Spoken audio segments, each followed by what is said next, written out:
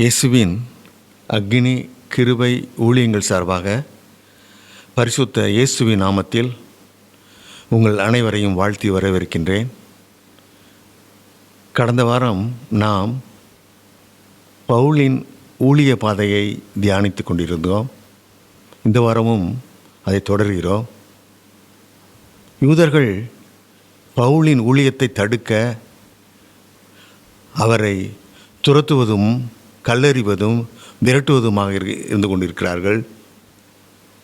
அதில் ஒரு முக்கிய நிகழ்வாக பிரதான ஆசாரியனுடைய மகன்கள் 7 பேர் பவுலைப் போல அவர் பயன்படுத்திய வார்த்தைகளைப் போல தானும் சொல்லி அற்புதம் நிகழ்த்த முயற்சித்த போது பொல்லாத ஆவி அவர்களை பலாத்காரம் பண்ணி அவர்களை காயப்படுத்தி அவர்கள் உடைகளை கிழித்து விரட்டிய நிகழ்வு இயேசுவின் நாமத்தை அதிகமாக மகிமைப்படுத்தியது. அதன் தொடர்ச்சியை நாம் இன்று தியானிக்க இருக்கின்றோம். ஜெபம். கண்களை மூடிக்கொள்ளுங்கள். பரலோக பிதாவே, பவுலின் வாழ்க்கையை திட சாட்சியாக எங்களுக்கு திருஷ்டாந்தம் பண்ணி கொண்டிருக்கிற தயவுக்காக நன்றி இயேசுவே. அவரை போல உண்மையும் உத்தமமான சீசனாக எங்களை வடிவமையும் உருவாக்கும் தயார்படுத்தும் பிதாவே. ஆமேன். எபேசு பட்டணத்துக்கு பவுல் வர்றாரு. கொரிந்து பட்டணத்திலிருந்து வர்றாரு. வசனத்தை வாசிக்க கேட்போம். அப்போஸ்தலர் நடவடிக்கைகள் 19ஆம் அதிகாரம் 19ஆவது வசனம். மாய வித்தைக்காரராய் இருந்தவர்களில் அநேகர் தங்கள் புஸ்தகங்களை கொண்டு வந்து எல்லாருக்கு முன்பாக சுட்டெரித்தார்கள். அவைகளின் கிரயத்தை தொகை பார்த்து 50,000 வெள்ளிக்காசாக கண்டார்கள். இந்த வசனத்தை தான் நாம் தியானிக்கப் போகின்றோம். மாய வித்தைக்காரர் அநேகர் தங்கள் புத்தகத்தை எரித்தார்கள். அதன் கிரயம் 50,000 வெள்ளிக்காசு. இந்த அற்புதம் உலகமகா அற்புதம். இது லட்சக்கணக்கான பேரை ரட்சிப்புக்குள் வழிநடத்தின செயல் இது. ஏனென்றால் அவ்வளோ பேரும் புத்தகத்தை போட்டு மந்திரவாத புத்தகத்தை போட்டு எரிச்சிருக்கிறாங்க. அதை விட்டு மனம் திரும்பி இருக்கிறாங்க. ஒவ்வொரு புத்தகமும் 1000 பேர் 2000 பேரை சாத்தான்குள் வழிநடத்தி இருக்கும். அவங்கெல்லாம் இனிமே இயேசுக்குள் வழி நடத்தி இருக்கிறாங்க. அவங்களெல்லாம் இயேசுக்குள் வழி நடத்த வாய்ப்பு இருக்கும். இனிமேல் அவர்கள் சாத்தான்குள் வழி நடத்த அவர்கள் ஆட்கள் இருக்க மாட்டார்கள். மந்திரம் எப்படி செய்வது என்று புத்தகம் போட்டு விற்றுருக்குறாங்க. அப்படி என்ன அவங்களுக்கு வந்திருக்கு பாருங்க. மந்திரம் செய்கிறதுல எல்லாரும் ஆவலாக இருக்காங்க. மக்கள்லாம் மந்திரத்தை நம்புகிறாங்க. மந்திரத்து மூலமாக உழைக்காமல் வேர்வை சிந்தாமல் கஷ்டப்படாமல் பணக்காரன் ஆயிடலாம் அப்படின்னு நம்புகிறாங்கன்னு சொல்லி அந்த எண்ணம் ஒருவனுக்கு வந்திருக்குன்னு அவன் புத்தகம் போட்டிருப்பான். அவன் புத்தகம் விற்கிறத பார்த்து அடுத்தடுத்து புத்தகம் போட்டு புத்தகம் கடை நிறைய புத்தகத்தை வச்சு விற்றுருக்காங்க. நம்ம டிஎன்பிசி போலீஸ் செலெக்ஷனுக்கு அரசாங்க வேலைக்கு எல்லாரும் புத்தகம் போடுறாங்க. அதை வைங்க மக்கள் படிக்கிறாங்க. பெற்றோர்கள் அதுக்காக காசு செலவழிக்கிறாங்க. அதுக்கு வேண்டிய காரியங்கள் பல காரியங்கள் நடைபெறுகிறது. பரீட்சை வைக்கிறாங்க அரசாங்க வேலைக்கு போக. அதே மாதிரி மந்திரவாதி ஆக வேண்டும் என்பதற்காக அவங்க புத்தகம் போட்டுருக்குறாங்க.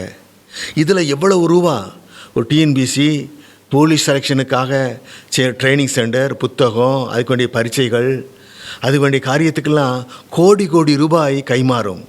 அதே போல் மந்திரத்தையும் கற்றுக் கொடுக்கிற வகைக்காக பணங்கள் கைமாறப்பட்டிருக்கு. அவ்வளோ தூரம் புத்தகத்தை அடித்து விற்பனை செய்யப்பட்டிருக்குது. நான் ஒரு 15 வருஷத்துக்கு முன்னாடி என் ஒய்ஃபோட பீகாருக்கு ஊழியத்துக்கு போயிருக்கோம். அங்கே பீகாரில் இதே எபேசு பட்டணம் மாதிரியே மக்கள் பூரா கட்டப்பட்ட நிலையில் இருக்காங்க. அவங்களுக்கு வயிற்று வலிக்குன்னா டாக்டர்கிட்ட போக மாட்டாங்க, மந்திரவாதிகிட்ட போவாங்க. மந்திரவாதி கம்பியை சூடு பண்ணி வயிற்று சூடு போட்டுருவார். வயிற்று வலி பேட்டும்பாங்க. வெள்ளாமை விளைய மாட்டேக்குது, தோட்டத்தில் காய்கறி விளைய மாட்டேக்குதுன்னா விவசாய ஆஃபீஸில் போய் என்ன மருந்து போடலாம் கேட்க மாட்டாங்க. இந்த மந்திரவாதி தான் வருவாங்க. அவன் காசு பணத்தை வாங்கிட்டு அதை இதை தெளின்னு சொல்லி காசு பணத்தை பிடிங்கிட்டு இருப்பான். பிள்ளை படிக்க மாட்டேக்கு, பிள்ளை கல்யாணம் அப்படின்னாலும் மந்திரவாதி தான் வருவாங்க. எல்லா காரியத்துக்கும் மந்திரவாதி தான் வருவாங்க. அவங்க வீட்டில் பார்த்தா வறுமை வறுமை வறுமை, செவர் கூட இருக்காது. நம்ம தமிழ்நாடு ஒரு 40 வருஷத்துக்கு முன்னாடி எப்படி இருந்திருக்கும் அதே மாதிரி இருந்துச்சு தமிழ்நாடு. எல்லா வீட்லேயும் சாணி வச்சு மெழுகியிருந்தாங்க. சைடில் செவருக்கெல்லாம் கம்பு வச்சு தான் அடைச்சிருப்பாங்க.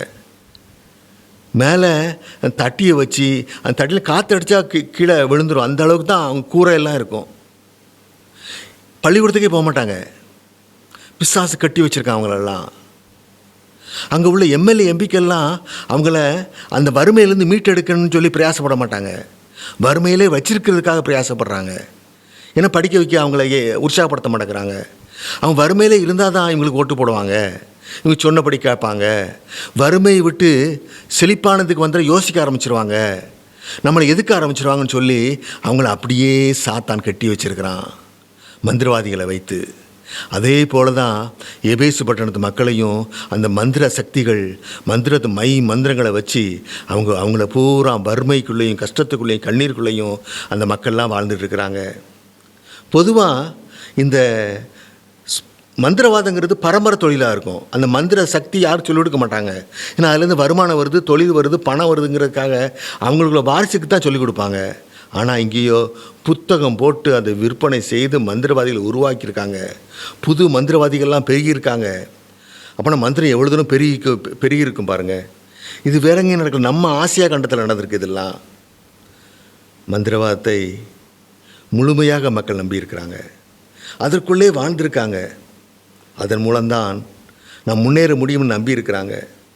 அதற்கு எவ்வளோ பணம் வேணாலும் செலவழிக்க தயாராக இருக்காங்க. ஏன்னா உழைக்க வேண்டாம்ல, திட்டமிட வேண்டாம், யோசிக்க வேண்டாம், பிரயாசப்பட வேண்டாம். மந்திரத்தை வச்சு ரூபா கொடுத்துட்டா அவன் நம்மளுக்கு பணத்தை தந்துடுவான், சோத்து தந்துடுவான், ஆரோக்கியத்தை தந்துடுவான், மகிழ்ச்சியை தந்துடுவான்னு சொல்லி அவங்க மூடத்தனமாக நம்பி இருந்திருக்கிறாங்க. சாத்தான் மக்களை மொத்தமாக தனது கைக்குள் அடக்கி வைத்திருக்கிறான். மக்களை அங்கங்கே திரும்ப விடலை. மக்கள் பொய்யை நம்பியிருக்காங்க, தொடர்ந்து நம்பிக்கொண்டே இருக்காங்க, தொடர்ந்து ஏமாற்றப்பட்டு கொண்டே இருக்கிறாங்க. அந்த பொய்யை நம்புவதை விட்டு அவர்களால் வெளியே வர முடியவில்லை. இப்போது தான் எபேசு பட்டணத்துக்கு பவுல் வர்றார். பவுல் ஒரு பட்டணத்துக்கு வந்தால் உடனே ஜெபாலயத்துக்கு போவார், பிரசங்கம் பண்ணுவார் தேவனுடைய ராஜ்யத்தை குறித்து. சந்தை வெளிக்கு போவார், அங்கே உள்ளவங்கள்டெல்லாம் சம்பாஷணம் பண்ணுவார். இயேசுவே கிறிஸ்து அப்படின்னு அவங்கள்ட்ட உள்ளவங்களுக்கு பூரா சம்பாஷணம் பண்ணுவார். எதிர்பட்டவங்களும் புத்தி சொல்லுவார். பாவத்திலிருந்து விடுதலை ஆங்க, இச்சையிலேருந்து விடுதலை ஆங்கன்னு புத்தி சொல்லுவார். இது வழக்கமான அவருடைய செயல். எபேசு பட்டணத்தில் அது பண்ணுறார். இது பண்ண உடனே யூதர்கள் உஷாராயிருவாங்க. விசுவாசிய கூட்டம் ஒரு கூட்டம் வந்துடும். பவுலை நிந்திக்க ஆரம்பிச்சிருவாங்க, தூசிக்க ஆரம்பிச்சிருவாங்க, விரட்ட ஆரம்பிச்சிருவாங்க. பவுல் ஓடிடுவார். ஆனால் அவர் வழக்கத்தின்படி எபேசு பட்டணத்தை விட்டு பவுல் ஓடலை. அவர்களுடைய சீசர்கள், அவருடைய சுவிசேஷத்தை ஏற்றுக்கொண்டவங்களாம் தனியாக பிரிக்கிறாரு. ஒரு பள்ளிக்கூடத்தில் வச்சு சபையை கூட்டுறாரு. எதிரிகளை இவங்களால் ஒன்றும் பண்ண முடியல. தினம் கூட்டம், ஊழியம், சம்பாசனை, புத்தி சொல்லுதல், ஊழியம் விறுவிறுப்பாக நடக்குது. எவ்வளோ காலம் நடக்குது? 2.5 வருஷ காலம் நடக்குது. அவங்கள யூதர்கள், கிரேக்கர்கள் எல்லாருக்கும் வசனத்தை சொல்லிட்டாரு. இயேசு இவர் கையால் பெரிய அற்புதம் செய்ய ஆரம்பிச்சிட்டார்.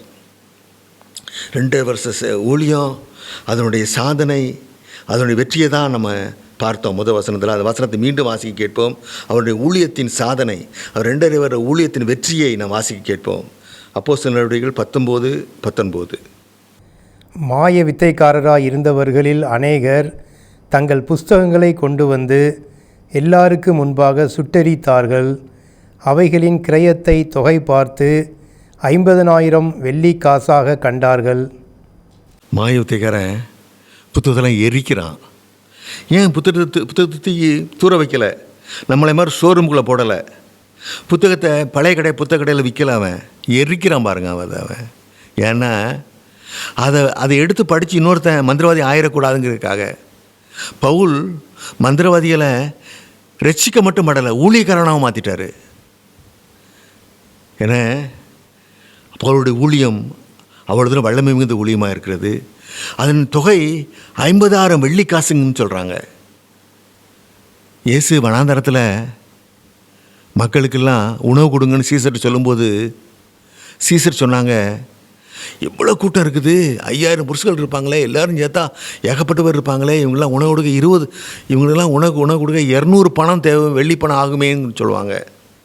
அப்போது 200 வெள்ளி பணத்துக்கு 5000 புருஷர்கள், மனைவிகள், குழந்தைகள்லாம் சேர்த்தா சுமார் ஒரு 20000 பேருக்கு சாப்பாடு கொடுக்கலான்னு வச்சுக்கிட்டா 50000 வெள்ளிக்காசுக்கு 5 லட்சம் பேருக்கு சாப்பாடு கொடுக்கலாம். எவ்வளோ பெரிய தொகை பார்த்தீங்களா? எவ்வளோ பெரிய தொகை! அப்போ அந்த பிசாசின் கட்டுகள் எப்படிலாம் அங்கே இருந்திருக்கு பார்த்தீங்களா? இதான் மாபெரும் அதிசயம், இது மாபெரும் அற்புதம். இது பவுல் எப்படி ஊழியத்தை பண்ணியிருக்காரு பாருங்க. பிசாசின் கையிலிருந்து மக்களை பிடுங்கி இருக்கிறார், மக்களை விட்டு பிசாசை துரத்தி இருக்கிறார். எப்படி? அவனுடைய குணம் இருந்தால் தானே அவன் கூட இருப்பான். பிசாசனுடைய குணம் இருந்தால் தானே அவன் கூட இருப்பான். அவனுடைய துர்நாற்றம் இருந்தால் தானே அவனால் அதற்குள் இருக்க முடியும். அந்த துர்நாற்றத்தை ஏற்படுத்தும் காரியத்தை எடுத்துவிட்டால் அவனால் அங்கே இருக்க முடியாதே. அதைத்தான் பவுல் செய்திருப்பார்.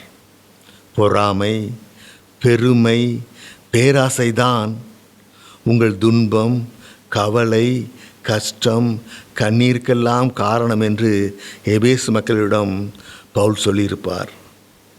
இச்சை, கோபம், களவு உங்களுக்கு அவமானத்தையும், நீங்கள் தாழ்த்தப்படுவதற்கும், நீங்கள் போலீஸ் ஸ்டேஷன், கோர்ட் என்று ஓடி திரிந்து அலைந்து கஷ்டப்பட்டு கடன் வாங்குவதற்கும் இந்த இச்சை, கோபம், களவு தான் காரணம்.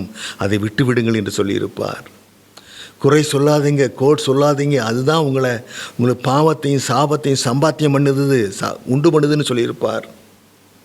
துரோகம், அகங்காரம், ஆணவம் உங்களை அற்ப பிறவியாக பிறர் பார்ப்பதுக்கு இதுதான் காரணம். நீங்கள் துரோகம் பண்ணாதீங்க, அகங்காரமாக இருக்காதீங்க, ஆணவப்படாதீங்கன்னு சொல்லியிருப்பார். ஊதாரித்தனமும் சோம்பேறித்தனமும் தான் உங்களை ஏழையாக்குது, உங்களை பசியில் வாட வைக்குது, உங்களை குடிசையில் இருக்க வைக்குது, கிழிஞ்ச ட்ரெஸ்ஸை போட வைக்குது, வறுமைக்குள் உங்களை வாழ வைக்குதுன்னு சொல்லியிருப்பார்.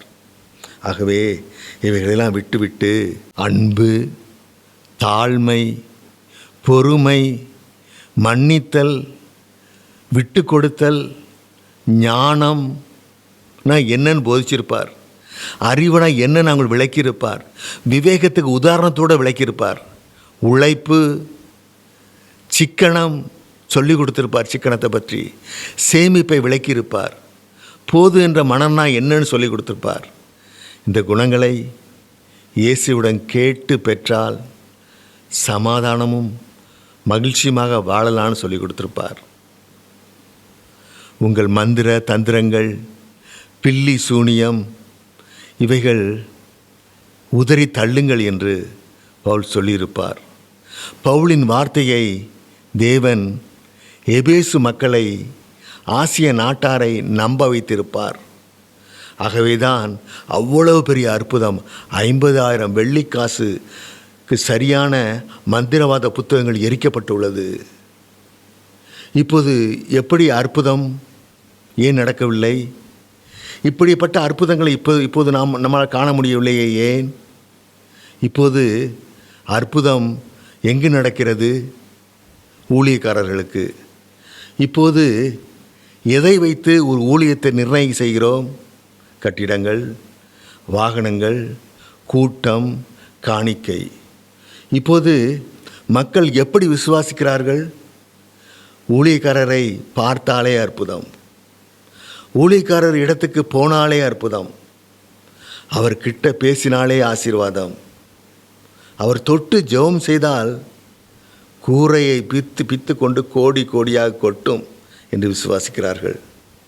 ஏனென்றால் காதுக்கு இனிய பிரசங்கம். இயேசு எல்லாம் தருவார், நீ 10ல் 1 பாகத்தை மட்டும் கொடுத்து விட்டால் போதும். பிரசங்கம் அவ்வளவுதான். இவர்கள் பவுல் மாதிரி பாவகுணத்தை பற்றி பேச மாட்டார்கள். இயேசுவின் கட்டளையையும் கற்பனையும் பற்றி நாசுக்காக பேசுவார்கள். ஏனென்றால் மக்கள் மனம் வருந்திவிடுமே. பவுல் மாதிரி பாவத்தை குறித்து ஏன் பேச மாட்டார்கள் என்றால், பேசினால் கூட்டம் வராது, காணிக்கை கிடைக்காது, பேர் புகழ் போய்விடும். ஆகவே ஊழியம் யாருக்கு பண்ணுகிறார்கள்? தேவனுக்கு அல்ல, ராஜ்யம் கட்டப்பட அல்ல, அவர்களுக்கு, அவர்களின் மேன்மைக்கு. பவுல் அவனுக்கு ஊழியம் பண்ணவில்லை, தேவ ராஜ்யம் கட்டப்பட ஊழியம் பண்ணினார். இப்போது தேவன் பவுல் மூலம் நம்மிடம் பேசுகிறார். எனது கட்டளைகளையும் கற்பனைகளையும் கைக்கொள் என்கிறார். அதன்படி வாழ்க்கையை மாற்றி அமை என்று நம்மை பார்த்து கூறிக்கொண்டிருக்கிறார் தேவன். பிசாசு தரும் அற்ப மகிழ்ச்சிக்காக பாவம் செய்து நித்திய ஜீவனை இழந்து விடாதே என்று எச்சரிக்கிறார். என் வார்த்தைகளை கீழ்ப்படி என்கிறார். என் சமாதானத்தையும் மகிழ்ச்சியையும் தருவேன் என்கிறார். வேதத்தில் வார்த்தையாக, உவமையாக, கதையாக, பிரசங்கமாக பேசிக்கொண்டே இருக்கிறார் நமது தேவன். ஆனால் நாமோ சர்ச்சுக்கு போனால் போதும், காணிக்கை கொடுத்தால் போதும், எல்லாம் நடந்துவிடும், உபவாசம் இருந்தால் போதும், எல்லாம் கிடைத்துவிடும், ஊழியம் செய்தால் போதும், தேவன் இரக்கமாயிருப்பார், 24 மணி நேர ஜெபத்துக்கு போனால் போதும், தேசத்துக்கான ஜெபம் செய்தால் போதும், அந்த கூட்டத்துக்கு போனால் போதும், இந்த கூட்டத்துக்கு போனால் போதும், அவர்கிட்ட ஜெபம்னா போதும், இவர்கிட்ட ஜெபம்னா போதும் என்று காசு, பணம், வேலை, வீடு, தோட்டம், தொழில், பதவி கிடைக்கும் என்று எதிர்பார்த்து செய்து கொண்டிருக்கின்றோம். நமது சுய இச்சை, ஆசை, விருப்பத்தை நிறைவேற்ற அவருடைய ராஜ்யங்களுக்கான வேலையை செய்வது போல் காட்டி தேவனை ஏமாற்றிக் கொண்டிருக்கிறோம். அதனால்தான் தேவன் கேட்கிறார், என் காரியமாக யார் போவான்? ஒருவரும் இல்லையே என்கிறார்.